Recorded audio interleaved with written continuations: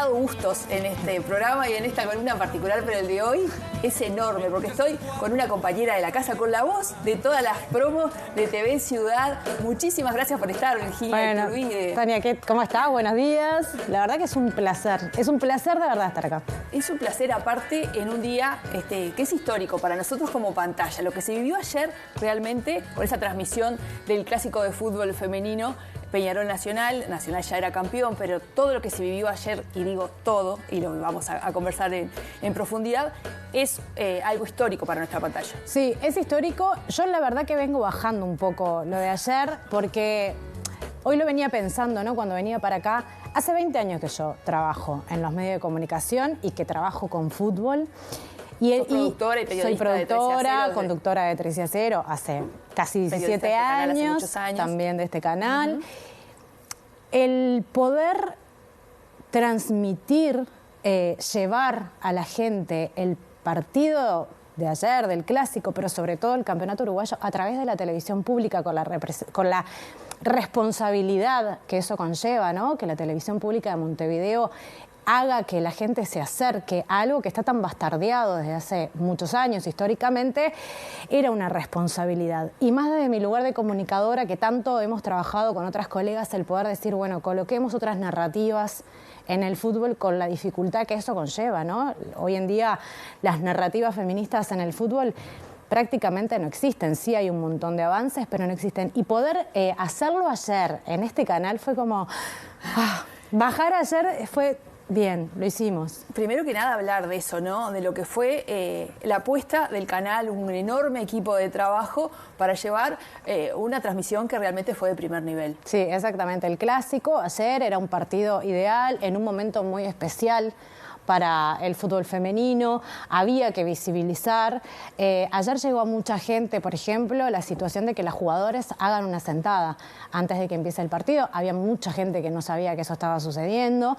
A partir de ayer... El primer minuto de juego, ellas se sientan y esperan que ese tiempo transcurra como señal de protesta. Exactamente. Eso es una de las protestas que se están dando últimamente a partir de un movimiento que se empezó a generar con las jugadoras de fútbol femenino, porque las condiciones no están dadas. Para quienes no sepan, las jugadoras en realidad entrenan en condiciones paupérrimas, han hecho calentamientos. Hace poco se hizo viral un video donde se hizo un calentamiento literalmente en la vereda con el riesgo que eso conlleva. Pusiste un tuit ayer de eso. Sí. Calientan en la calle, no puedo creer. Literalmente. No solo el riesgo, sino la falta de respeto a alguien que está yendo a hacer un trabajo. Y que para ordenar, porque son como tres ejes absolutamente distintos, planos totalmente distintos. La promoción del fútbol femenino, que habla la Conmebol, que obliga a los clubes que participan en las copas internacionales a tener un equipo femenino, y bueno, y la final... Sí, sobre todo de FIFA. Sobre todo de FIFA, Sobre todo de FIFA llega la orden. Bueno, llega la orden de FIFA, Conmebol hace esa normativa y bueno, y parece que el mundo cambió. Se juega la final femenina también en Montevideo, casi en paralelo con la de la Sudamericana, la Libertadores. En el medio los clubes empiezan a tener sus equipos. Los equipos que participan en la Conmebol y en la Sudamericana y en la Libertadores tienen sus equipos, pero muchos sin experiencia, sin lugares, sin la infraestructura, y empiezan a suceder estas cosas.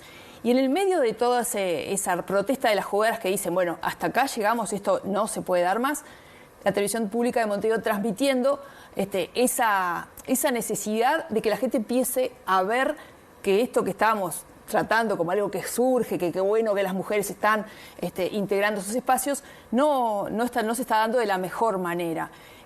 Contame vos, más allá de esta transmisión preciosa que tuvimos, ¿cuál es la visión de este momento que estamos viviendo? La jornada de ayer tuvo como esas dos caras, ¿no? Por un lado, clásico precioso, y por el otro un partido que no se pudo jugar. Bueno, eso fue increíble. Estábamos, y lo hablábamos ayer justo con Fabiana Manzolillo, que fue quien hizo el análisis táctico del partido. Estábamos en una jornada que era histórica, por lo menos para nosotros y para la televisión y para la pantalla de TV Ciudad, donde se estaba viendo el clásico femenino, que en realidad, y esto es un apunte, hay gente que quiere verlo.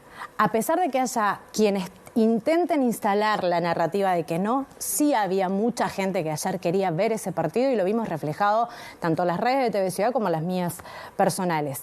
Y en ese momento estábamos en el segundo tiempo y nos enteramos, porque ese partido se jugaba entre River y Defensor Sporting a las 3:30 de la tarde, que en realidad el plantel de River se había presentado en el complejo de Boston River, que ellas no tenían delegadas, que era en un partido, antes de empezar, tiene que haber un delegado que firme ciertos papeles. Bueno, no tenían el formulario, pero sobre todo no tenían indumentaria.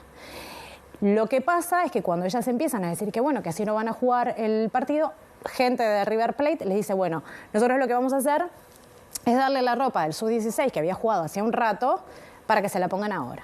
Obviamente que le dijeron que no se iban a presentar en esas condiciones, que no iban a jugar.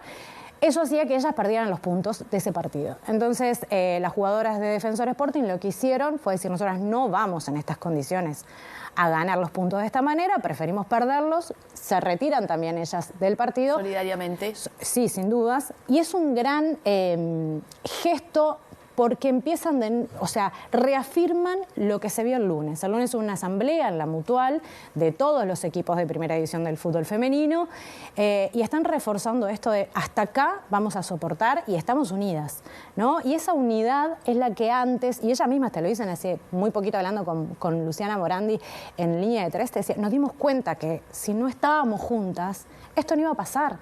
Y era necesario que nos uniéramos. Bueno, finalmente se termina no jugando ese partido. Ayer cuando finalizábamos la transmisión, una de las informaciones que tenía es que, bueno, si se iba el reglamento seguramente se perdían los puntos, pero había que ver qué hacía la mesa ejecutiva de la primera. Y bueno, se va a jugar finalmente este encuentro en 3 semanas. Un partido clásico que terminó 0-0. Nacional era como el clásico, el gran favorito. Y eso, un campañón hizo durante toda la apertura. Sí.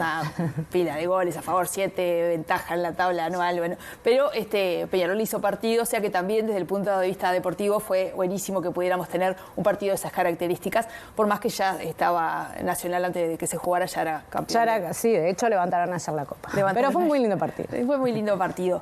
Esta realidad del fútbol femenino quizás sea una novedad para muchos de los que están ahora mirando en sus hogares. Y hay aparte otras facetas de la mujer en el deporte en las que también es protagonista, que tampoco estamos sabiendo ver. Por ejemplo, la del periodismo deportivo. Y en ese sentido vos también sos una de las protagonistas de intentar cambiar esta realidad. Sí, es un camino que a veces, hace poquito hablábamos con Pati Pujol, que es, aparte de colega, es una amiga. Divina. Que a veces es muy difícil, ¿no? Y que en el camino, esto del agotamiento, ¿no? De cómo a veces en el transcurso te termina como el sistema agotando y decir, bueno, está. Pero esto que decían las jugadoras, es necesaria otra narrativa, es necesario no apartar, ¿no? Pero sí incluir y que las narrativas del fútbol sean diferentes, empezar a trabajar en eso. Estamos todavía muy rezagados. ¿En qué cosas? Las narrativas tienen que ser distintas, ¿en qué cosas? Sí, las narrativas tienen que ser distintas, sin duda. Por ejemplo, en el rol de las comunicadoras, ¿qué comunicamos? ¿Qué tiempo le damos en pantalla justamente al deporte femenino? No solo al fútbol, ¿no? Al deporte femenino. ¿Cómo lo mencionamos? Hace poco me puse a mirar un montón de tapas de diario de muchos lugares, incluidas las nuestras, y si te pones a observar, cada vez que aparece el deporte femenino aparece muy chiquitito. Muchas veces a la protagonista se la nombra solamente por su nombre, que eso también es una forma de minimizar. Nosotros, si vemos, no sé, hablamos de Roger Federer, vamos a hablar de Roger Federer. En cambio, si hablamos de otra deportista mujer, la nombramos por su nombre de pila.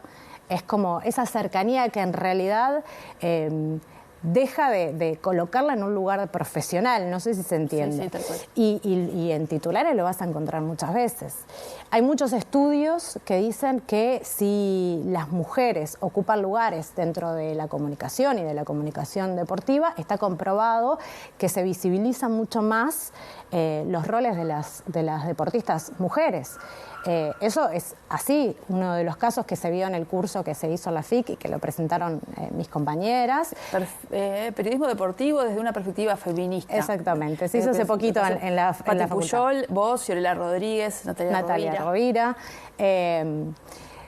Bueno, ha demostrado, y ellas lo presentaban, que los Juegos Olímpicos tuvo muchas mujeres que estaban como presentadoras, como comunicadoras, como periodistas de deporte, y eso hizo que se visibilizara mucho más las diferentes disciplinas que tenían mujeres. Entonces es muy importante cómo decimos las cosas también, ¿no? Eso de dejar de colocar a la mujer como objeto, sino como un sujeto y como profesional.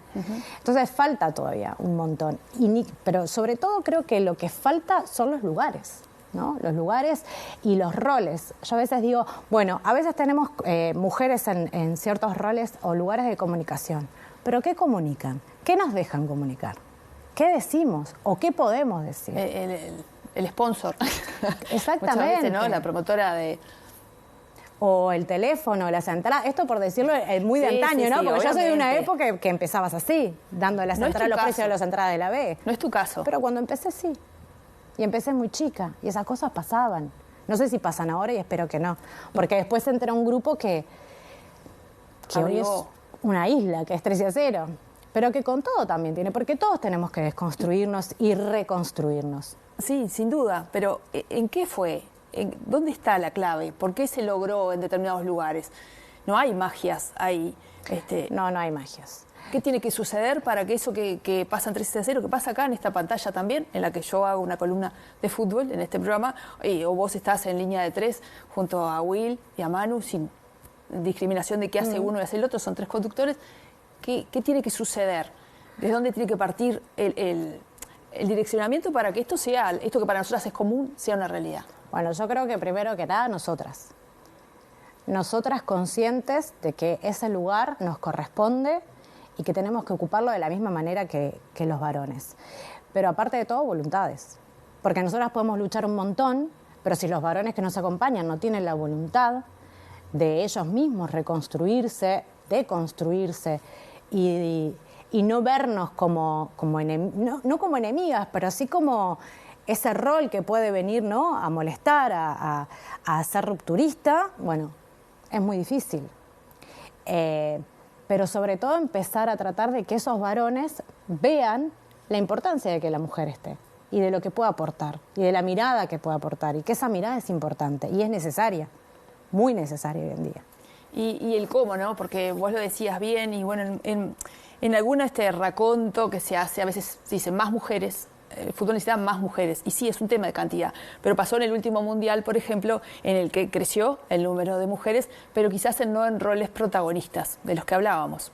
Eso también es un peligro, es una trampa de solitario. Sí, claro, pero te voy a decir hasta dónde más, hasta en la indumentaria de las deportistas. ¿No? Hace poco, yo sé de esta anécdota porque en una de las clases de mis compañeras hablaban de jugar de short, por ejemplo, en el hockey. ¿Por qué las jugadoras de vóley, de beach volley, tienen que estar en tanga? En tanga. Cuando los varones no están de short. ¿Por qué? Porque en realidad pasan a ser un objeto, pero no profesional, no son sujetas de derecho de que están ahí trabajando, haciendo un deporte, que son de repente atletas de élite, y en realidad lo que estás mirando es si están jugando a la playa de tanga. ¿Por qué? No se deja de erotizar nunca la figura de la mujer. Incluso en la parte de la conducción deportiva también. Bueno, ni que hablar de los roles de conducción. O sea, tratar de buscar lo hegemónico y lo que a veces también caemos en un error muy grande, y es no porque una mujer exponga belleza, no sepa. Porque a veces también ¿no? Estamos en esta de, no, bueno, está ahí porque es muy linda. Sí, pero tal vez esa mujer sabe muchísimo. Y su belleza no quita lo que sabe. Pero sí los medios de comunicación, o sea, las grandes empresas de los medios de comunicación buscan ciertos cánones de belleza, porque saben qué es lo que vende. Y porque el fútbol lo consumen varones. ¿Qué mejor? Vos, estamos hablando de fútbol femenino y está bueno tomar ejemplo de estas chiquilinas y esta unión que mostraron contundentemente en el día de ayer, por ejemplo, con esta acción de Defensor Sporting, un beso gigante para ese grupo que nos engrandece y que bueno, que van a jugar ese partido esta semana en las condiciones que se quiera. Pero para terminar, Vicky, ¿qué podemos hacer desde cada uno de nosotros cada vez que miremos el fútbol femenino. Hoy están en una realidad en la que ellas están haciendo lo suyo para que sea mejor. La televisión pública, y supongo que otros canales también tomarán en algún momento la posta, estamos haciendo esto de explicitarnos. ¿Qué podemos hacer desde cada uno de nosotros para apoyar esto que está sucediendo y que está buenísimo? Bueno, primero que nada, empezar a consumir. Porque una de las cosas que yo veo mucho en las redes sociales es el fútbol femenino no se puede ver, el fútbol femenino es aburrido, el fútbol femenino no se puede consumir. El fútbol femenino en realidad lo que tiene es una falta enorme de formación. Porque en realidad esto, yo siempre digo lo mismo, esto es el huevo o la gallina. ¿Son las jugadoras que juegan mal y que el fútbol es un fútbol espantoso o es que en realidad no recibieron la misma formación que recibieron los varones del body fútbol? Ayer justo hablábamos con Fabiana, no se les enseña a pegar con las dos piernas. ¿Es culpa de ellas? No, es culpa del sistema, que no les enseña de la misma manera. Entonces, bueno, empezar a consumirlo, empezar los medios de comunicación de la misma manera que dan lo que pasa con el fútbol masculino, desde las tablas, los goleros, los lesionados. Bueno, empecemos a decir eso. ¿Quiénes se lesionaron en los equipos? ¿Cuáles son los pases? ¿Cómo va el torneo? ¿Quién es bueno, ni que hablar ahora la campeona, pero cómo van en la eso diariamente, es un goteo permanente. Que sí sabemos cómo va el campeonato uruguayo, decime. Los 6 primeros te los digo. Llega un momento que es tanto lo que te llega, que empiezas a consumirlo. Tal cual. Es así. Vicky, nos vamos a la pausa. Vendeme línea de 3 de hoy de noche. Bueno, línea de 3 hoy de noche viene Pati Pujol para hablar exclusivamente del curso que hicimos en la FIC, que aparte tuvo la presencia de Nemesia Hijos, una antropóloga argentina que vino a hablar mucho, sobre todo incluso hasta de la ley Micaela. Ya se van a enterar. Y bueno, vamos a hablar un poquito del fin de semana y lo que ha pasado hasta ahora. Está bien. Nos vemos entonces a través de la pantalla hoy de noche. Hoy de noche. Nos vamos a la pausa, volvemos porque queda mucha ciudad viva para compartir.